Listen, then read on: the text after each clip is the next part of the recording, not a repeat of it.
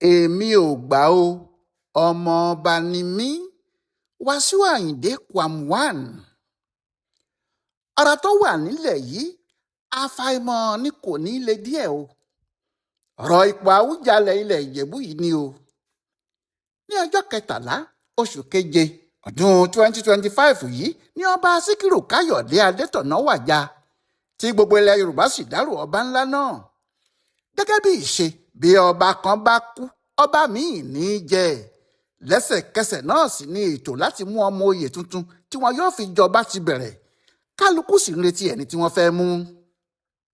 kò sẹ́ni tí ohun rere kò wù. ọ̀pọ̀lọpọ̀ àwọn ọba ni wọ́n ń jáde. wọ́n ń sọ pé kinní náà wu àwọn. kí ọba Adétọ̀nà tó lọ òun ti fi ọkùnrin kọrinkọrin tó gbajúmọ̀ dáadáa nì Alhaji Wasiu Ayinde tí ọ̀pọ̀ èèyàn ṣẹ̀ṣẹ̀ mọ̀ pé orúkọ ẹ̀ pọ̀ gan-an báyìí pé Wasiu Ayinde Ọlásùnkànmí Adéwálé Ọmọgbọ́láhàn Adésànyà nífowóṣe ni jẹ́ oyè olórí ọmọ ọba akilẹ̀ Ìjẹ̀bú Òde pẹ̀lú lẹ́tà tí ọba ńlá náà kọ sí Wasiu lọ́jọ́ 5 oṣù keje ọdún 2023. pẹ̀lú oyè báyìí àti òkìkí tí ọkùnrin onífújì yìí ní àti ìdílé tó ní òun ti wá òun náà jáde ó sì kọ̀wé sí wọn ní ìdílé wọn lọ́jọ́ 3 oṣù kejìlá pé ipò Awùjalẹ̀ ilẹ̀ Ìjẹ̀bú yìí náà wu òun. níbẹ̀ ni wàhálà sì ti dé. wàhálà dé nítorí àwọn èèyàn ti ń múra sílẹ̀. kálukú sì ti ní àfojúsùn ẹni tí òun fẹ́ kó jọba. kò sì sẹ́nìkan tó ronú rárá pé Wasiu Ayinde yóò jáde. ká sọ tòótọ́ ọ̀pọ̀lọpọ̀ ní ìjáde Wasiu yìí ṣẹ̀rùbà nítorí wọ́n ti nígbàgbọ́ pé pẹ̀lú bó ti ṣe gbajúmọ̀ tó yìí àti owó tó ní lọ́wọ́ àti bó ṣe mọ àwọn èèyàn nídìí òṣèlú pàápàá àwọn olóṣèlú tó wà lóde báyìí yóò ṣòro kí ẹnikẹ́ni tó borí ẹ̀ bí wọ́n bá lè fi orúkọ ẹ̀ ránṣẹ́ síjọba. ọ̀rọ̀ náà da àárín àwọn mọ̀lẹ́bí Fòṣẹ́gbùwàrú àti Jádíàrà débi pé àwọn tí wọ́n ti ń bá ara wọn jà sí ipò olórí ẹbí náà tẹ́lẹ̀ sáré parí ìjà wọn parapọ̀ kíá wọ́n gbàgbé ìjà tó wà nílẹ̀. ó dàbí pé wọ́n fẹ́ lé akátá lọ́nà kí wọ́n tó wá fàbọ̀ fàdìyẹ ni. kíá olórí ẹbí Jádíàrà Akínọlá Ọdẹ́dínà ti kọ̀wé jáde pé àwọn ò mọ Wasiu Ayinde rí nínú ìdílé àwọn o kì í ṣe ọmọ Jádíàrà. àmọ́ olórí ẹbí Fòṣẹ́gbùwà ọmọọba Abdulateef Owóyẹmí ní kí wọ́n fi Wasiu sílẹ̀ nígbà tó bá dá fọ́ọ̀mù ẹ̀ padà àwọn yóò mọ̀ bóyá ìdílé náà ló ti wá tàbí ibẹ̀ kọ́. ṣùgbọ́n àwọn èèyàn ti fura o wọ́n fura tẹ́lẹ̀ pé olórí ẹbí Jádíàrà tí kò jẹ́ kí fọ́ọ̀mù dé ọwọ́ òun tó ti fò síta pé ọkùnrin olórin náà kì í ṣe ọmọ ẹbí àwọn báwo ni yóò ṣe tún wá ṣe yí padà tí yóò ní ọmọ ẹbí àwọn ni. bẹ́ẹ̀ òun ló yẹ kó fọwọ́ sí fọ́ọ̀mù tí Wasiu Ayinde gbà. ọgbọ́n kì í tán láyé kí wọ́n wá lọ sọ́run. Wasiu náà kò dúró ó mọ̀ pé Ọdẹ́dínà kò ní fọwọ́ sí fọ́ọ̀mù òun láé. n ló bá wá àgbà agboolé kan ọmọọba Adétáyọ̀ Òdúnẹ́yẹ ẹrù òbodò pé kó bá òun fọwọ́ sí i nìyẹn bá fọwọ́ sí i fún un.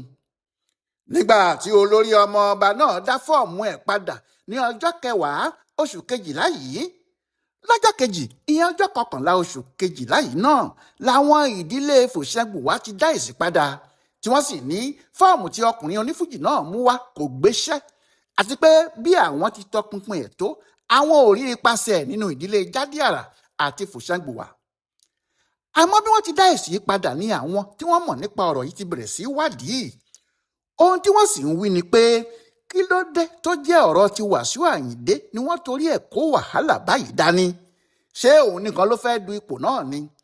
àti pé ọjọ́ mélòó gan-an ni wọ́n fi wádìí fọ́ọ̀mù Wasiu ṣé láàrin ọjọ́ kan sí kejì náà ni wọ́n fi mọ̀ pé kì í ṣe ọmọ ìdílé àwọn. bẹ́ẹ̀ ni àwọn awòye wò ó pé àfàìmọ̀ kó má jẹ́ àwọn èèyàn wọ̀nyí ti ní ẹni tí wọ́n ní lọ́kàn láti fi jẹ Awùjalẹ̀ yìí o nítorí pẹ̀lú gbogbo ohun tó ń lọ yìí wọ́n ti kéde lẹ́sẹ̀kẹsẹ̀ pé ní ọjọ́ ajé ọjọ́ 15 oṣù kejìlá yìí làwọn yóò dárúkọ ẹni tí yóò jẹ Awùjalẹ̀. ó sì dájú pé ohun tí wọ́n ṣe ń sáré dá èsì lẹ́tà Wasiu Ayinde padà tí wọn ò jẹ́ kí kinní náà pẹ́ nílẹ̀ rárá nìyẹn. àfi bí ìgbà tí wọ́n ti wá èsì sílẹ̀ dé lẹ́tà náà nítorí bí wọ́n ti gbà á ni wọ́n fèsì ránṣẹ́ sí i. ṣùgbọ́n ó dàbíi pé ìjọba rí kinní náà o. Ó jọ pé ìjọba fura sí eré tí àwọn èèyàn náà ń sá lọ. Torí bẹ́ẹ̀ ni ìpàdé tí wọ́n pè sí ọjọ́ Monday náà kò ṣe ní í ṣeé ṣe mọ́. Àwọn náà sọ o ní ọjọ́ Ẹtì Friday ọjọ́ 12 oṣù 12 yìí làwọn ìdílé Fòṣẹ̀gùn wá sáré kó àwọn oníròyìn jọ.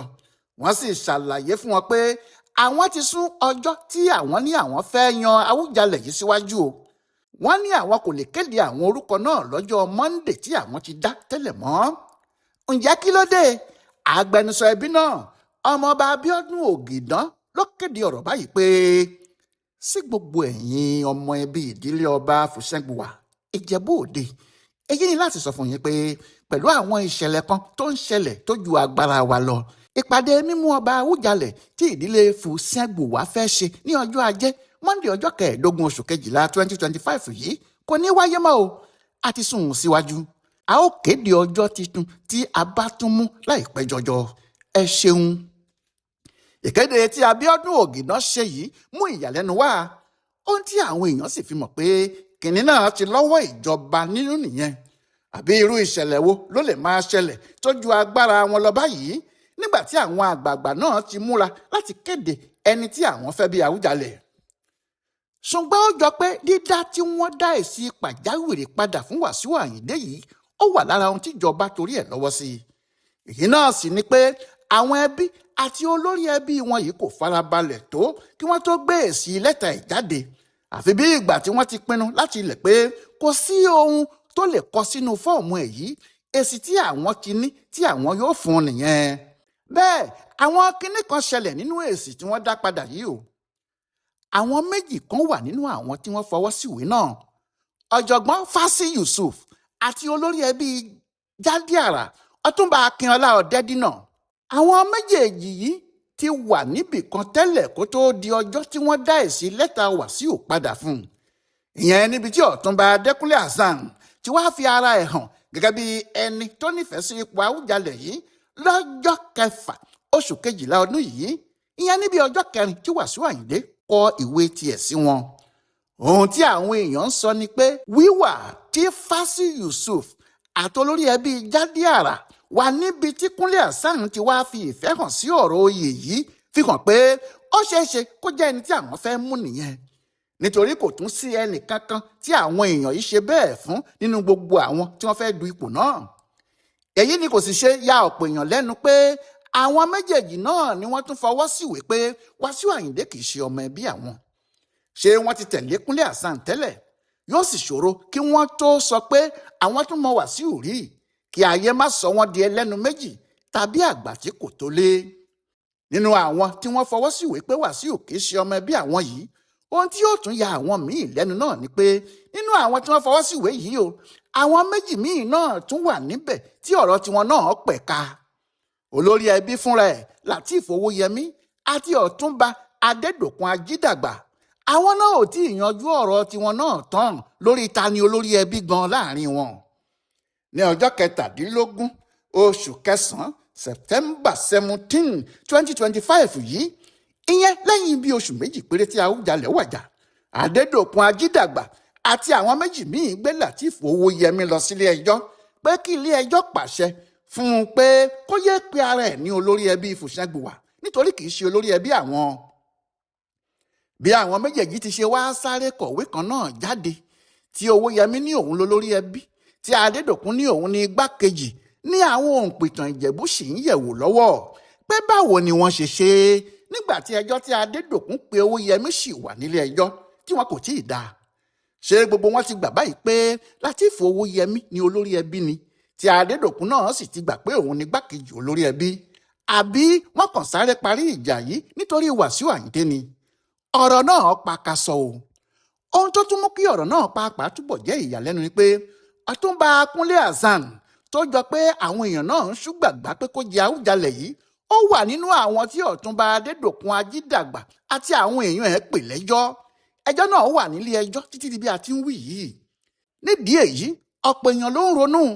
Ohun tí àwọn kan sì ń sọ ni pé ó ṣeé ṣe kó jẹ́ nítorí pé àwọn àgbà ìdílé wọ̀nyí ti ní ẹnìkan lọ́kàn láti fi jẹ Awujalẹ.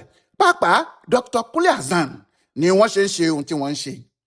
àmọ́ kò sẹ́ni tó rí ìdí èyí fi múlẹ̀ o. Ó ṣeé ṣe kó kàn jẹ́ pé ọ̀rọ̀ náà ṣe kò ń gé ara wọn lásán ni. Nínú àwọn ẹbí wọn pàápàá tilẹ̀ ń sọ pé ọ̀rọ̀ náà yóò yanjú láìpẹ́. Ìyẹn ìjà tó wà láàrin àwọn Lateef Owóyẹmí àti Adédòkun Ajídàgbà nípa ipò olórí ẹbí Fùṣẹ́ngbùwà. Wọ́n ní ètò láti fi Awùjalẹ̀ tuntun yìí jẹ ló sáré pa wọ́n pọ̀ ná. Ohun tí wọn yóò sì fi yanjú èdè àìyedè inú ẹbí wọn náà nìyẹn. Ẹ̀rù tó ń ba àwọn èèyàn báyìí ni pé bí àwọn tí wọ́n fẹ́ jọba yìí bá bẹ̀rẹ̀ sí fìbínú gba kóòtù lọ tí wọ́n ń béèrè ta ni olórí ẹbí nínú Ajídàgbà àti Owóyẹmí, ọ̀rọ̀ náà lè má jẹ́ kí wọ́n tètè rí ọ̀rọ̀ ẹni tí yóò jẹ Awùjalẹ̀ yìí yanjú. Ní ti Wasiu Ayinde fúnra ẹ̀ tí wọ́n ní kì í ṣe ọmọ ọba, ọ̀rọ̀ náà ti di fàmí ń fà ọ́ nítorí bí àwọn kan ti ní kì í ṣe ọmọ ìdílé ọlọ́ba, kì í ṣe ìdílé Fùṣẹ́ngbùwà, kò lè jọba, bẹ́ẹ̀ làwọn míín ní ó dá àwọn lójú tàdá pé ọmọ ìdílé náà ni àti pé ọ̀tẹ̀ ni wọ́n fẹ́ fi lé sẹ́yìn nídìí oyè ilé wọn. Ọkùnrin olórin fújì náà tilẹ̀ ti wá jáde, òun náà ti fìtàn balẹ̀, ìtàn náà sì le gan. Ọkùnrin náà sọ ìtàn ìdílé wọn yìí láti ayé Ọwá Òtútù bí Ọ̀sùn títí dórí Dàgbúrèwe tó jẹ́ òun gan ni Awùjalẹ̀ tí wọ́n ń pè ní Dàgbúrèwe olówó joyè méjì pọ̀. Àyìndé ní lára Awùjalẹ̀ Ọwá Òtútù bí Ọ̀sùn ni Awùjalẹ̀ Jádìàrá ti jáde. Lára Awùjalẹ̀ Jádìàrá sì ni Ṣẹ̀tẹ̀joyè àti Fùṣẹ́ngbùwà ti wá. Ọkùnrin olórin náà ní bí àwọn bàbá òun ti wá láti Fìdípọ̀tẹ̀, bẹ́ẹ̀ ló jẹ́ ọmọ ọba Adébẹ̀rù láti Jádìàrá ni bàbá tó bí ìyá bàbá òun ṣe. Nídìí èyí lòun sì ṣe tan mọ́ wọn ní Fìdípọ̀tẹ̀ tí òun tún tan mọ́ wọn ní Jádìàrá ní Fùṣẹ́ngbùwà.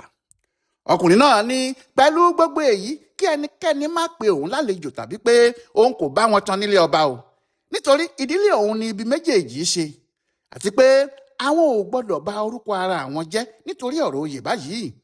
Ṣùgbọ́n òun ò ní gbà kí ẹnikẹ́ni pe òun ní ọmọ àlè ní ìdílé tí òun ti jáde. Ẹni tó tilẹ̀ fọwọ́ sí fọ́ọ̀mù Wasiu Ayinde, ìyẹn ọmọ ọba Adétáyọ̀ Òdúnáyè ẹ̀rí òbodò náà ti jáde o. Ó ní òun mọ̀ọ́mọ̀ tí ọ̀pá bọ ìsà ijò ni. Ó ní bí òun ti fọwọ́ sí fọ́ọ̀mù Ọ̀túnba Ayinde yìí, òun fẹ́ fi rú nǹkan jáde ni o. Ó ní ọ̀pọ̀ àwọn tí wọ́n jókòó tí wọ́n ń pàṣẹ ìdílé Fùṣẹ́ngbùwà àti Jádìàrá yìí, ó ní àwọn gan kì í ṣe ọmọ ìdílé náà o, pé àlejò gòdògbò tó fẹ́ fi ọmọ oyè jẹ ní gbogbo wọn. Bẹ́ẹ̀ alágbàro kì í gbìn gẹ̀dẹ̀, àjòjì kì í bá onílẹ̀ dúlẹ̀.